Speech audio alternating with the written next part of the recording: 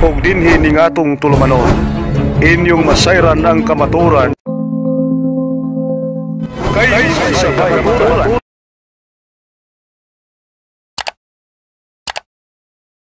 Mayong gabi kayong tanan.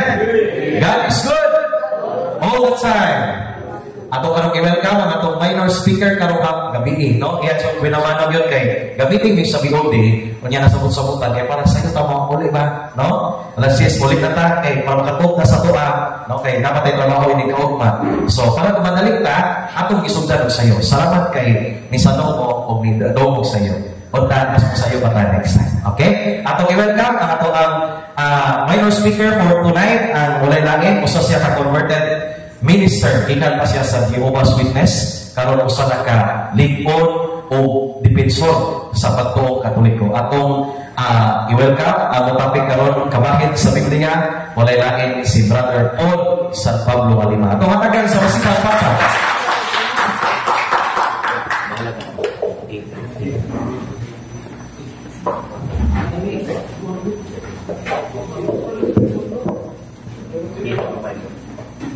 Salamat po ninyo o maayong gabi kada itong tanan.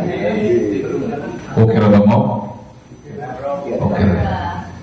So ang atong gihimo karon dinhi mao ang pagtuon sa balaang kasulatan. Gitawag na Bible study. O haon ko na itong topiko kay nakisgot kini mahitungod sa Biblia.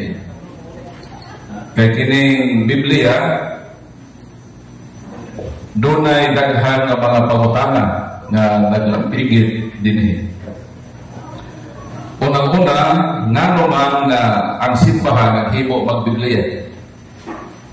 Unsa may purpose niini sa atong simbahan?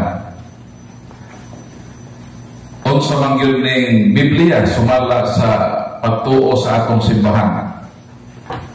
O nganong na misyos o na sinayong paggamit ang balaan nga kasulatan.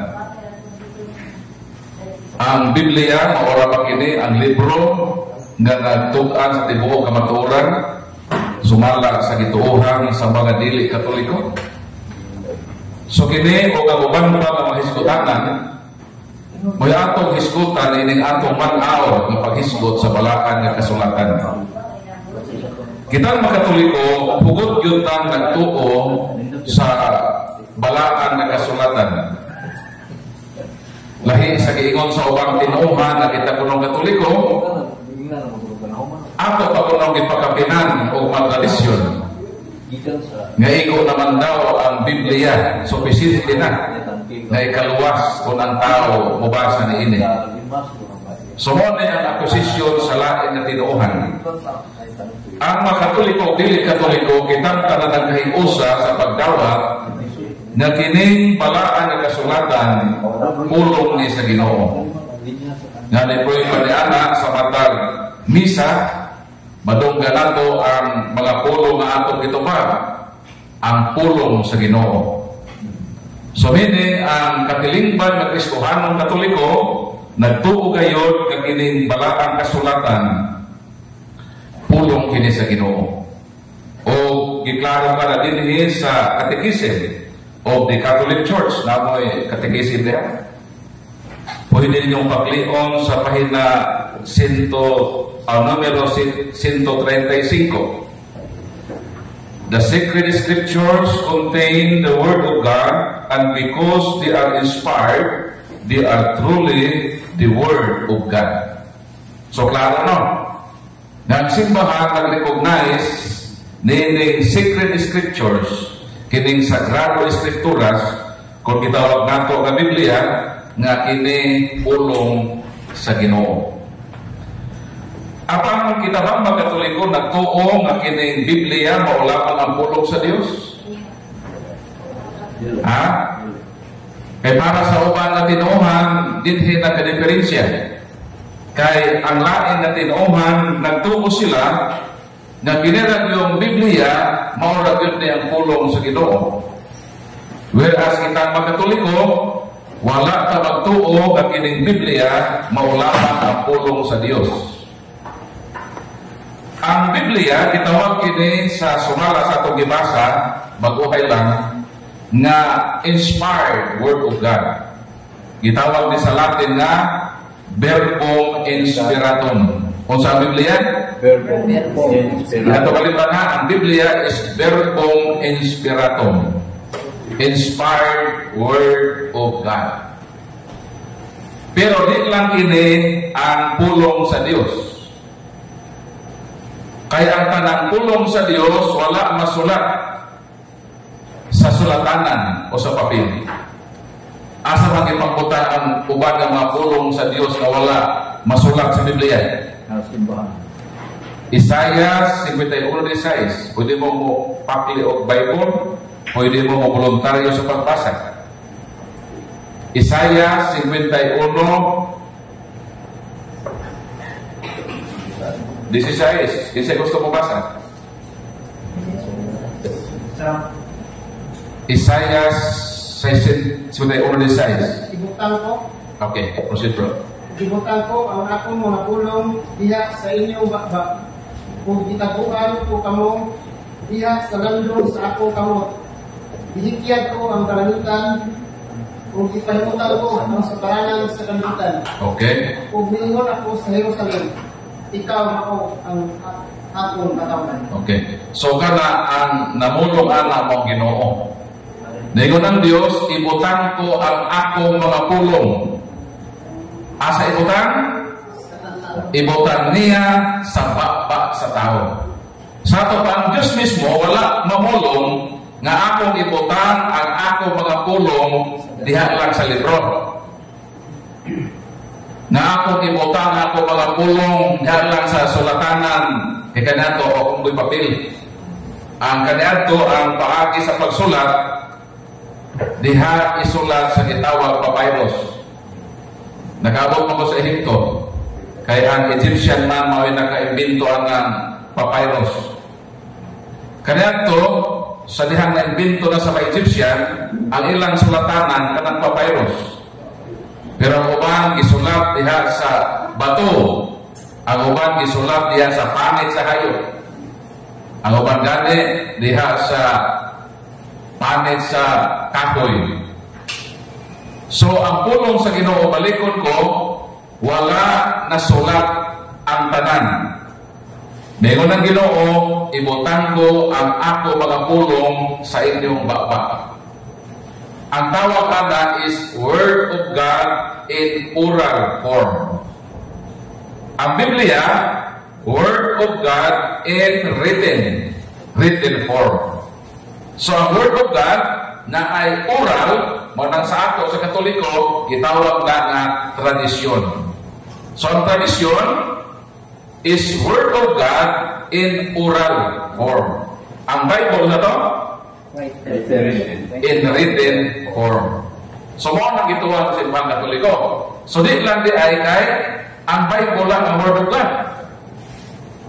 Kung sa pa man ang atong gituuhan, nagtuusap kita sa gitawag na Word became flesh. Kining pulong nga nahimong tao. Isa pa na siya? Si Kristo. John 1:1, in the beginning was the Word, and the Word was with God, and the Word was God. Kung ang Biblia gitawag na verbum inspiratum, si Kristo gitawag nga verbum incarnatum. So, klaro na. Nga ato nga dispute ang Protestant view nga ang Bible lang ang Word of God. Gawa sa Bible, o sa ditong lain Word of God? Oral. Word of God in oral form. Versikulo, Isaiah 51:6, ibutang ko ako mga pulong sa inyong bakbak. Laing na Word of God, ginawag nga verbum incarnatum. Ang pulong na yun na nahimong tao. O si Kristo misulti. Kay siya man ang kamatuuran. O anak kaniya ang kamatuuran. So, klaro ba sa inyo, no? So, makadepinsa na ta. Pag mo na lang tinuhan na ang Bible ang Word of God, tubag ko ito madili. Hindi mo mutuan ang Word of God in oral form. Hindi mo mutuan ang Kristo. nga ang pulo nga nahimong tao. So mudawa sila ana na maguba ang ilang pagtuo nga ang Bible lang ang Word of God. So opposite ko sa laing pangutana.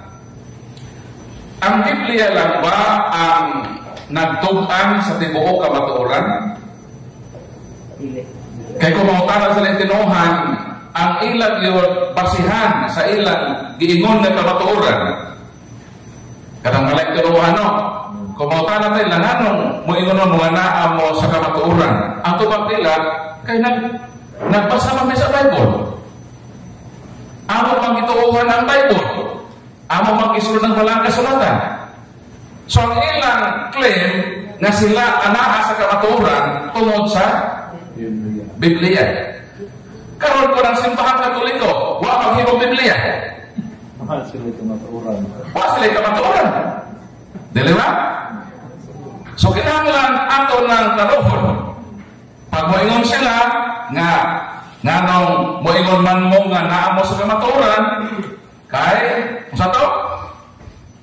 Nagbasa sila Bible, gituohan nilang walang kasulatan o ilang gisunod ang mga sugo sa Ginoo. O tungod ni ana, muklim na sila nang isakto. Pero kung paralitan ko ang Katoliko wala maghimong Biblia, suwag mo gibit-bit ka kamatuoran. Di ba? So, isa sa pagkakas na tutubugan mo, ang Biblia lang ba ang kahimanan nga atong mahibaluan ang kamatuoran? Ang Biblia ba ang matug-an sa tibok kamatuoran? At kung isur katong pagpagkutan? Ang tubag dili. Kay never ang Bible nag-claim na siya ang matug-an sa tibok kamatuoran. Asa man nag-abay sa Bible? Nga nag-ingon ang Biblia nga siya ang matug-an sa tibok kamatuoran. Kabasa ko na. Ikaduhang Timoteo 3:16 tatlo. O sa may ingon din mo ni gamiton sa malaing tinuhan ang tibuok kasulatan gisulat uban sa lamdag ikan sa Dios o mapuslanon alang sa pagtudlo sa kamatuoran, sa pagbadlong, sa pagsaway o sa pagtudlo unsaon pagkinabuhi nga mataron. Unsa giingon sa malang kasulatan? Ang tibuok kasulatan gisulat uban sa lamdag gikan sa Dios alang sa pagtudlo sa kamatuoran. Mabitaw ni ata karon ang Bible study kay ginawag nato ang kasulatan nga nagtudlo sa kamatuoran. So kita mga Katoliko, admitted ka nga ang Bible nagtudlo sa kamatuoran. Kung tungod niya na, gamito nato ang Bible. Kung gusto ta nga mahibaw sa kamatuoran. Pero ang atong pangutana kaganina, nag-ingon ba ang Bible na siya ang mutudlo sa tibuok? So nag-ingon din na magtudlo sa kamatuoran. Dawat anak. Kamatuoran di ba ng Bible? Pulong ko din sa Ginoo. Kano sa manang Ginoo na maka? Di ba wala siya na makaksukat? Kay Diyos siya sa kamatuoran? Pero wala mag-ingon nga ang tibuok kasulatan, ang tanang basahon sa Biblia, mao ang mutudlo sa tibuok kamatuoran. Wala sa Bible. Nag-ingon lang nga mutudlo sa kamatuoran. So, balikon ko, ang Biblia mutudlo kung unsay kamatuoran. Apan, klaro mawala mag-ingon nga siya ang mutudlo sa tibuok kamatuoran. Ang simbahan sa Montpellier, unang Timoteo 3:15. Ingon din apan kung malangan ako, kining sulata, maoy magtudlo kanimo, kung unsaon nato pag kinabuhi diha sa balay sa Dios, kanang balaya, mao ang simbahan sa buhi nga Dios, ang haligi o sukaranan sa kamatuoran. Unsang Biblia? Nagtudlo sa kamatuoran. Unsang simbahan? Sukaranan sa kamatuoran. Sa ato paangon sa Biblia, mutudlo sa kamatuoran. Ang simbahan, sukaranan sa kamatuoran. So, pautana, kinsa man ang mutudlo di mo kamatuoran? Si Kristo? Si Kristo man ang kamatuoran. Di ba? Katulad sa Juan, ako ang dalan, ang kamatuoran, o ang kinabuhi. Dayon sa Efeso Kapitulo 4, versikulo 20, o sila tumabasa. Ingon din Apan, 21, sa walay duha-duha nakadungog kamo, mahitungod ka nako, o gitudloan diha sa iyang pagtulunan, kay ang kamatuoran, anaaman ni Jesus. Unsa si Jesus? Si Jesus kamatuoran. Kay siya kamatuoran, anaa kaniya ang kamatuoran. Pero ang pautana naman si Kristo kamatuoran man, ug naa kaniya ang kamatuoran. Ang pautana, siya ba ang mutudlo at imong kamatuoran? Ha? O niabi ito para mahibalutan. Atong larobo ni kinsa mangyod, Brad Paul, ang mutudlo at imong kamatuoran. Si Kristo may atong masultihon. Kaysa magkakamatuoran. O kung sa iyang giingon, mo na atong tuuhan. Di ba? Juan 16, 12 o 13. Mo nga itong mabasa. Si Kristo nagawin niya, daghan paunta kaayo akong isulti kaninyo. Apan karon, dili pa kamo magatugkad niini. Dito sa verse 12. O sa Ginoo? Kinsa na ingon ini? Si Kristo. Unsa si Kristo? Kamatuoran si Kristo. O ana kaniya ang kamatuoran. Unsa giingon sa kamatuoran? Daghan pa unta ako isulti kaninyo. Apan dili pa kamo makatugkad niini. Sa ato ba si Kristo kay kamatuoran? Daghan na sa isulti nga kamatuoran sa iyang mga apostoles.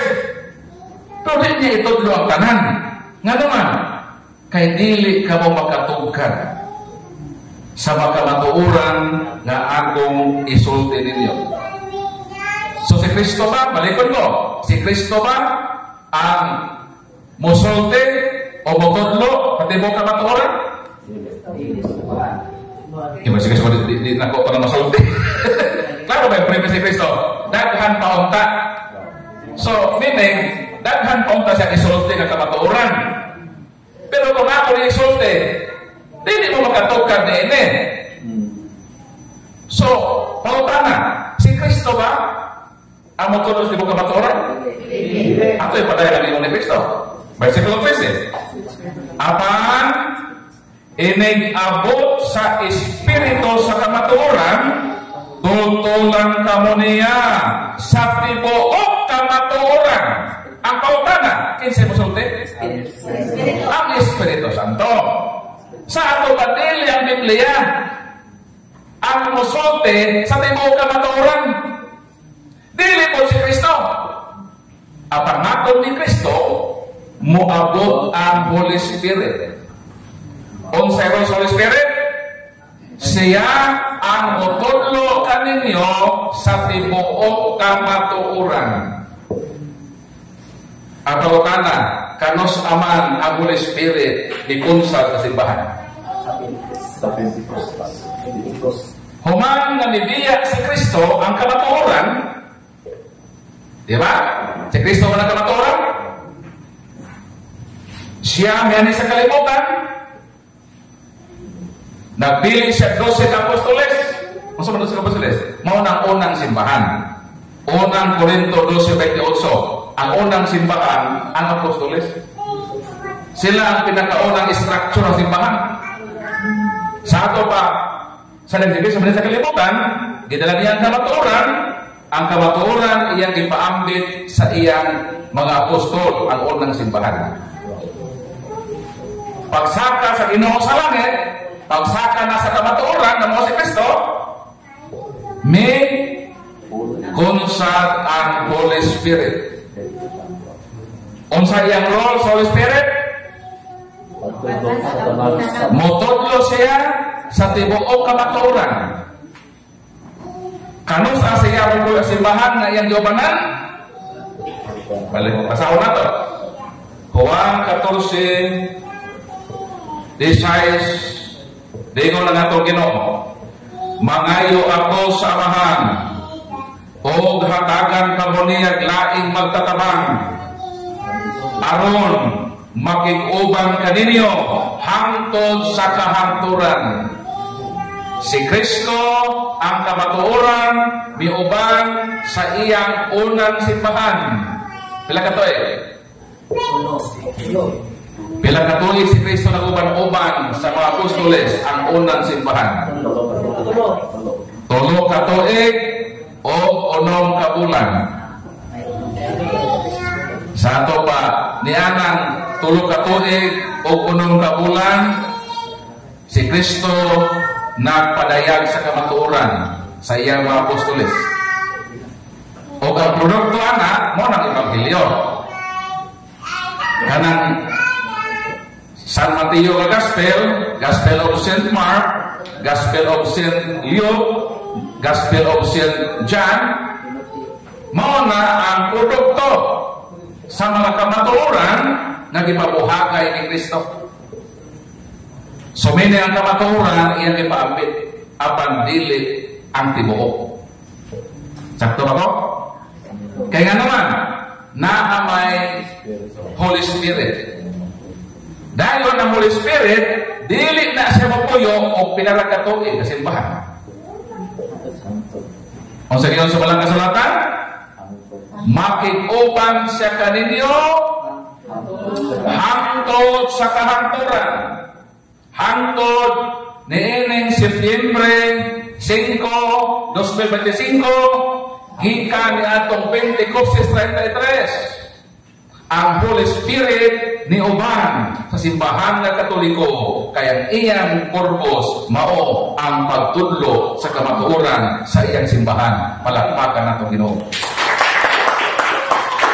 Mao nang kamatuoran nga isgutan, dili ta magduda sa panudlo sa atong simbahan nga Katoliko. Kanang Protestante nga ni kamang-amang may kamatuoran. So sa paagi muglimo nga kamo ang naa sa kamatuoran. Kano sa araw may paghakaw sa kalibutan? Kung may Katoliko nga naghimo sa Bible, naa ba mo'y kamatuoran? Wala. Ang Katoliko, bisan pa walay Bible. Ino na to ha? Bisan pang simbahan walang maghimog Bible, way problema ang simbahan Katoliko. Nga naman, ang Holy Spirit na aman. Naaman ang source sa kamatuoran. Nga ang Holy Spirit, ang Bible usaraman sa product sa Holy Spirit. Laruan? So nga mo di ay ang simbahan na himong sukaran sa kamatuoran? Una-una ko, nga nung kini nga libro kamatuoran tungod kay kini guided ni sa Holy Spirit, gitawag inspired Word of God. Nga ang simbahan sukaran sa kamatuoran? Kay ang simbahan ang giubanan sa Holy Spirit nga mao ang mutudlo sa tibuok kamatuoran. So balikon ko, kinsay mutudlo sa tibuok kamatuoran? Ang Holy Spirit.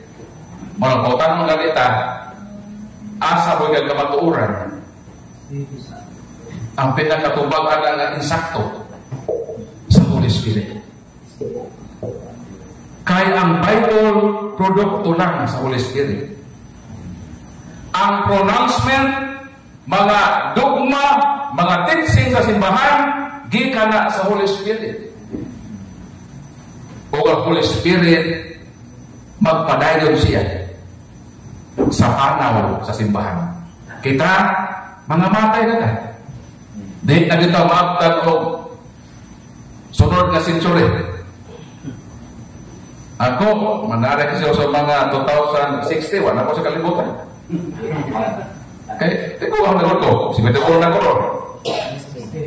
O, 2060. Okay lang, payat na ako sa 51 lang. 60 pala man. 55 na ko.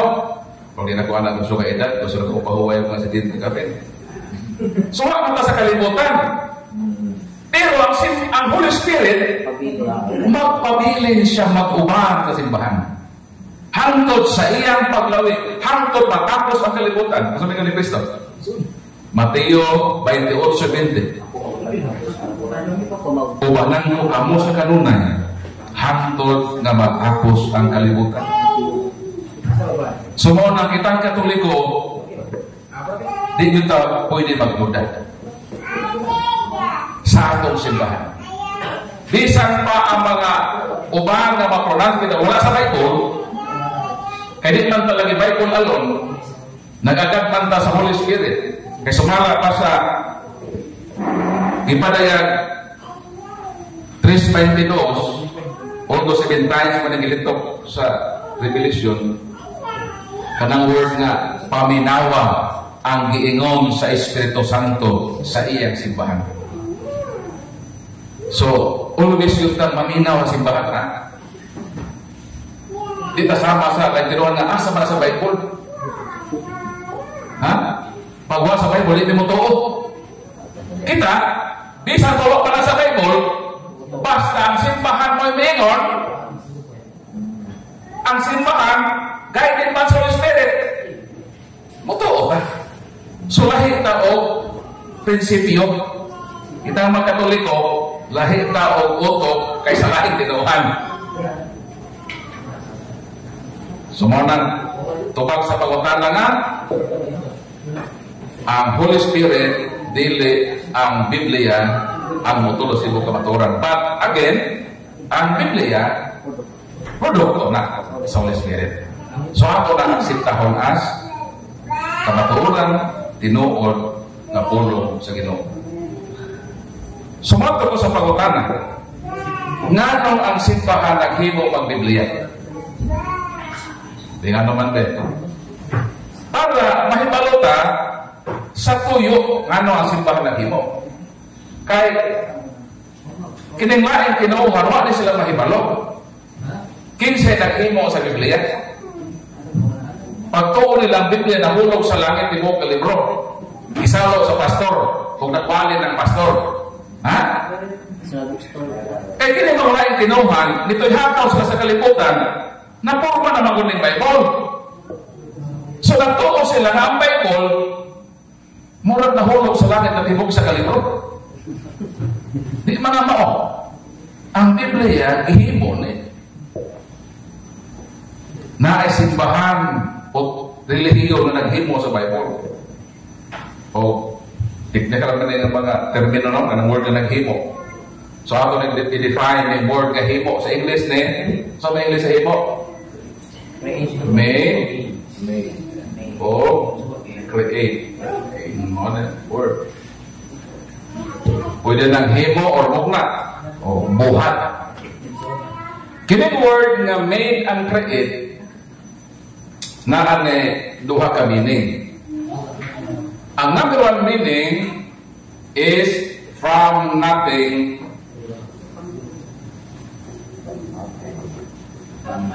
to something.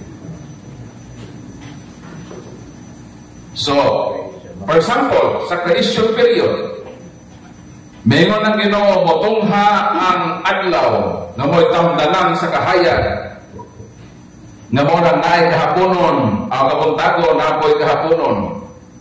Gilito ko man sa Ginoo. So, nakapatungha siya o usa ka butang. Sa Latin ex nihilo. Ang second meaning sa word na made is from something. To something. Paghimo sa Ginoo sa tao, Genesis 2:7, mikuha Ginoo yuta. Di ba? Kabasa ba na? Giporma sa Ginoo nga tao, murag minatay na nasa lungon ba, way kinabuhi. O gihoypan sa Dios ang duha ka buho sa ilong sa tao. O ang something nagaproduce o another something. Pinaagi sa Espiritu Santo. yuta na yang giomon, gihoypan sa duha ka buho sa ilong, munang tanaw ni mata, patraway lang mo ilong. Tanawa sa kumana? Isa may porma? O nalisngat ng ilong nga na, nasubrahan ng bayok. Munang kinig ako, gamay, nasubrahan po na gamay. Okay lang na. Importante sa ilong na may bangag. Para tamagin hawa. So, balikon ko ang meaning sa made and create na siya'y duha ka kahulugan. O sa tiro na, when himor ko ha, from nothing to something.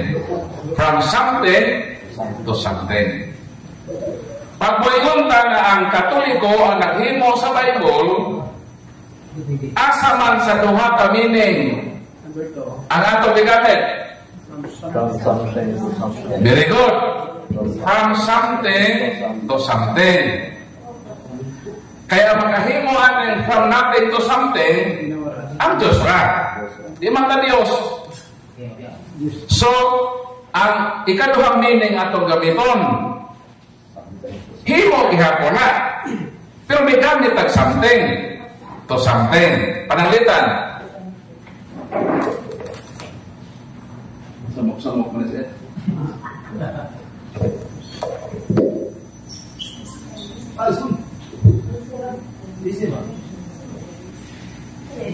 Unsa man eh? Unsa na? Kahoy na, stick. Pwede rin na 2x2. Pwede rin 1x2. Basta stick na siya. Unsa man eh? Lansa. Unsa man siya? Something na siya. Something man eh, di ba? Ang lansang something, ang ginapa something. Dahil na ay tao ang ngalan si Pedro. Pedro na. Ang gihimo ni Pedro, nipalit siya kahoy dito sa lumber supply. Kung sa gihimo ni Pedro, nipalit o kahoy sa lumber supply. Ang pautana, si Pedro bang nagabas? Posible dili. Kaya palit na siya dito. Basta ang gihimo ni Pedro, nipalit lang sa kahoy. Something. Pag humanyag palit o stick, miyato po siya sa hardware. Nagpalit po siya o lansang. Dili si Pedro ang naghimog lansang ha. Karoon na ito na ha? Dili siya nagabas, dili siya naghimo sa lansang. Ang iyang gihimo, nipalit lang siya yun eh. Kaya ano ba? O saan ba niya? Kaya maghimo siya o bangko. Pag maghimo ka bangko, kinahanglan ka o kahoy. Sakto ko dili. Para ma-assemble, kinahanglan ko lansang. So, pautana, kining ginapas ka something o kining lansa ka something, naka-create bang something? Naka-create. So, kung ano nga itong gamiton mo sa Bible? From something to something. Karon, sa dihang si Pedro, mipalit ng kahoy, mipalit ng lansang, giasimbol na nga bangko, ang pangutana, kang kinsa man attribute ang bangko, kinsa man himo sa bangko? Si Pedro. Di pwedeng i-attribute mo sa nagapa sa kahoy. Mo yun na yung naghimo sa bangko ang nagapa sa kahoy. Sa iyong mga Kaya wa man naghimo ang nagabas o kahoy o bangko, nagabas lang siya. So attribution, asay hatag. Dito ba Pedro? Naunsa, nag-asimbol sa kahoy, ginamit ang lansang, ihimong bangko. So ang attribution sa bangko, kanto ba Pedro? Di ba? Di po i-attribute sa naghimo sa lansang. Mo yun ka, naghimo sa bangko, naghimo sa lansang. Naghimo sa lansang, naghimo na sa lansang. Wa sa maghimong bangko. So therefore, ang attribution, dito na ihatag ang Pedro. Kinsa mao ang nag-asimbol, ginamit ang kahoy, o ginamit ang lansang. Ang pangutana, ngano ako nindi analogy ninyo? Para makasabot mo ini ron. Ha? Karon. Kung saan man nga magahimog Bible, kinahanglan naa kay Old Testament o naa kay New Testament. Imo na sa symbol, ang resulta na, ang saban? Bible na. Nagsulod po sa ako? Kung saan paghimo sa Bible, kinahanglan na naa kay materialis. Kung saan paghimo sa bangko, hindi mo mga materialis. Aron imo nga simbolon. So, diyon sa paghimo sa Bible, may gamit po ang simbahan o materialis. Kung saan nga materialis? Ang Old Testament Scriptures. May gamit po siya o New Testament Scriptures. Diyon sa niya?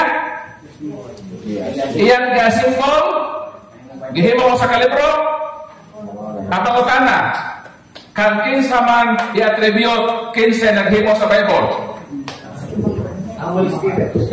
I-attribute na nimo sa simbahan nga naghimo niya na. Ang Old Testament writers wala maghimong Bible. Laro ba?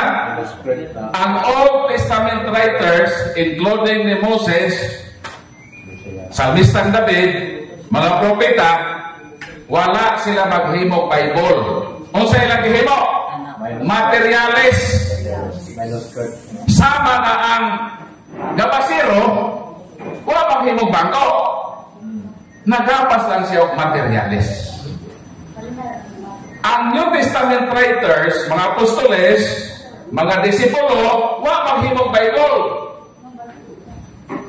Kung silang himo, materialis. Sama nga ang manufaktura sa lansan, naghimong materialis. So therefore, ang Old Testament writers, ang New Testament writers, naghimo lang materialis. Ang simbahan na ang naghimo sa Bible. Kay kung si Pedro nigamit og kahoy, nigamit og lansang, kay maghimong bangko, therefore ang attribution ihatag kay Pedro. Kasabot mo? So maka-explain na mo. Sa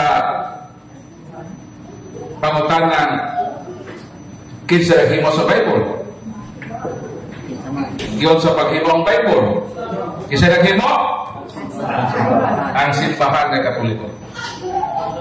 Karon ko na ay mo challenge nga dili ang simbahan Katoliko ang naghimo sa Bible. Ako talagang sana. Ha? Si Martin Luther na-exist na tibuok ng Bible. Ha? So, kana ang pangunahan ato naman i-establish no na simbahan Katoliko naghimo sa Bible. Kung naan mo refute, misal dili mo na Katoliko, o sige, dili isa kami. Moises na iba ko. Ha? Moises, history. Wa pa sa naghimo Bible si Moises. Wa naghimo Bible si Moises. Ang gihimo ni Moises, nagsulat lang siya sa parte sa materialis. Ha? nga sa ulahi ihimo ang simbahan Katoliko nga Bible. So kining tanan ng mga writers wa na maghimong Bible. Ang ilang gihimo naghimo lang sa materialis. Ang simbahan na ang naghimo og Bible. So, wala na sa problema ha, wala may question din. Okay na sa inyo? So mo-proceed ko sa pangutana, nganong naghimo mag Bible? Nganong naghimo og Bible? Then mo proceed sa last question, nganong na misyos din sa mga laing tinuohan. Aron mo mahibalo, ang very purpose nganong ang simbahan Katoliko naghimo og Bible,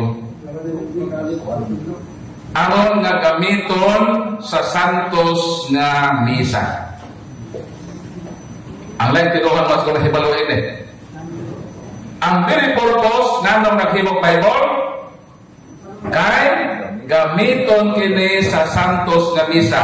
Unsa man sa santos nga misa? Ebanghelyo. The Holy Mass is divided into two parts. Ang misa mura na salida kaniadto dito sa oras kita mo sinihan nga dako sa oras naanay duha na ka pelikula sa oras kita na double, di ba? Sister abot pa na. Ang misa duha ka parte. Ang first part is the liturgy of the word. Ang liturhiya sa pulong. Ang last part is the liturgy of the Holy Eucharist. Kanang liturhiya sa pulong si Kristo na. Kanang Holy Eucharist si Kristo na. Sa bayhon, sa tinapay o sa vino. Ang liturgy of the word, si Kristo sa bayhon diha sa pulong. Maranatay, unang pagbasa, ikaduhang pagbasa, Salmo responsorio o Ebanghelyo. Kung kita Katoliko, prayer, successive ta nga posimba, kaya reading sa misa is cycle A, cycle B, o cycle C man. Kung sige tagsimba, daw samara na atong nabasa ang tibok Biblia. Muna kanya ito, why problema ang simbahan Katoliko? Kato bitang panahon nga lisod ang pag-produce o Bible? Mga tanang mo, yun sa man kanya ito ang pag-produce sa Bible. Naganda mo idea. Si Constantine nangayog 50 kapupya sa balaang kasulatan. Asa man siya nangayog? Kasimbahan na Katoliko. Now dito ba siya nangayog? Maiya. Sakto! Maiya. Wala ka Constantine Bible. Nangayog sa simbahan na Katoliko 50 kapupya. Kaya naman, ang simbahan ng Katoliko naghimo. So therefore, siya nahimo. Ang saan? Simple. Tiga symbols. Siya ang nanagyan. Mo nang si Constantine nangayo. Kaya di man ka makahatag way mo, di ba? Makahatag ka, una ka. O sabihin mo sa simbang Katoliko. Pag iwan ko sa tagay ko 50 ako sa Biblia. Ang gihimo ang simbahan Katoliko, nangita siya og 50 ka mga tao nga batid sa pagsulat. Gitawag na kanya ato ang mga iskriba. Scribes. Tingkopya ba? Scribes. Kanang mga scribes, nindot na silang aki. So naa na ang 50 ka mga tao. No. Nga mga batid nga magsulat. Ang simbahan niingon, kami ang mag-provide o mga scribes. Apan ikaw, Hari Constantino, ang mag-provide o materialis. Meaning siya mag-provide sa sulatanan, siya po mag-provide sa tinta na may gamiton sa pagsulat. Ang Bible kaniadto is handwritten, sinulat sa kamot. Gitawag na nga manuscript. Derived from the word manus, means hand. Ikaw sa kuan man karon, manifesta man karon. ang akong inahan mahilig magpamanicure. Niyatong gamay pa ko, ang akong mama na may amiga manicurista.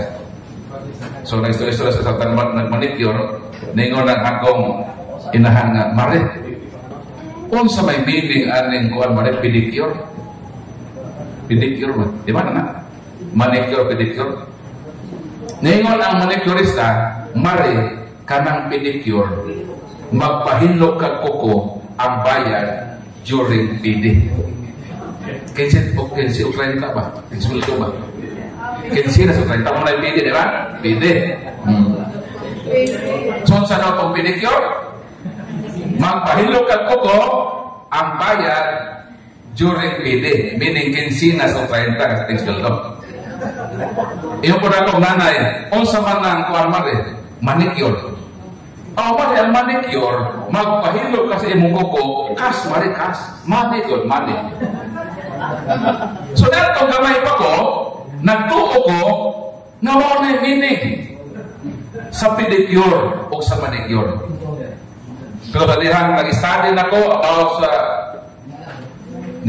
why din na ako pagsabot, nahibawan ako ang pedicure because kanang word kang PD or PDs, tiil mong na. Mabito na mong tagdalan ay pedestrian lane. Meaning, agianan na sa mga tiil. Once na ang tiil mo tuno baka, ang tanan sa kanang muhunong. Kay taga-ak higayon ang tiil na mulakaw o mutabok niya. So ang word na pedicure, o di pasabot, hinlo sa tiil. Pagbayon ang tao, pedicure ko, so akin mo hinlo, tiiran. Diwas pagbayon siya nga, manicure ko. Kay kamo trapor na. So ang eligible na manicurista, pagbayon na, manicure ko, sister, ano mo yung kaiyan kamo? Okay, manicure man. Pedicure ko, abi mo tiilbe. Makasinabot mo.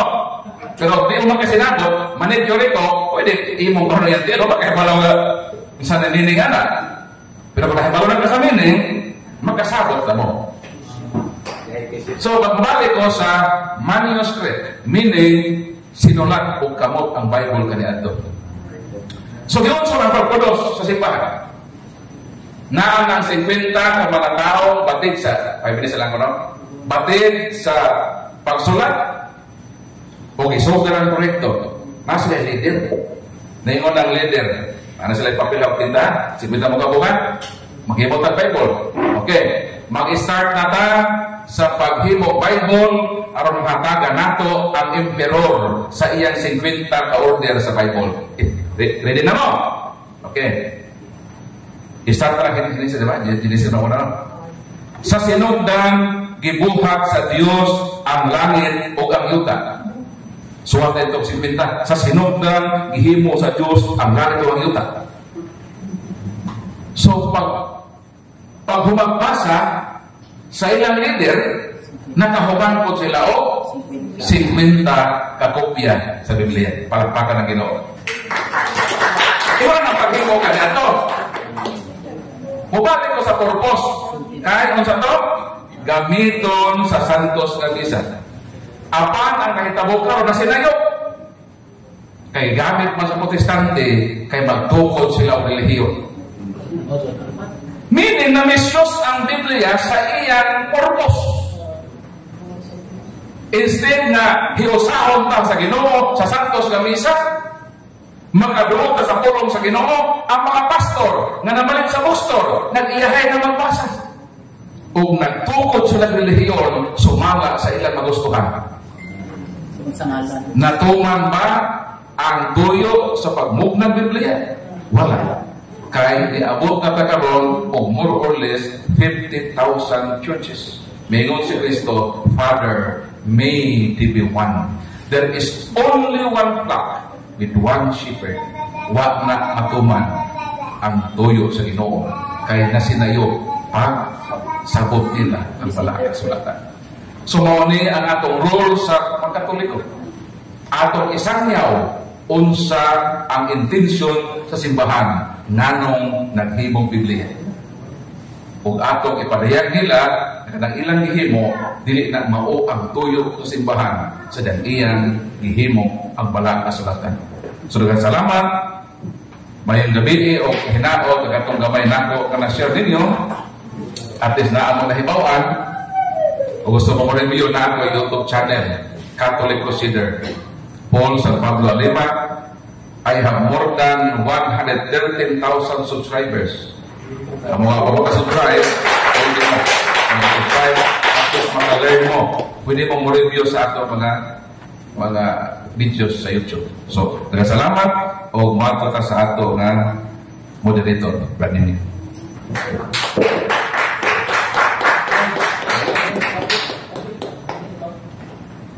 Okay, daghang salamat, Brad Paul sa Pablo Lima. Tungatagan si Pag-une, kung masipang papa. Nindot kaya napino kay about yun sa Biblia. Hindi na ako makakalimutan siya emphasize karon is kung sa may reason nganong ako ron. O niya ka ng kung sa reason nganong gihimo sa Katoliko ang Biblia para sa Santos nga Misa. The most important kanang and the highest form of worship rather sa atong Katolikong simbahan. Ug inyo nang nabati ang mga kamatuoran dinhi ning atong tulumanon. Kay sabay kamatuoran. Ako lang hinaot nga daghang kamog nakatunan. Daghang salamat.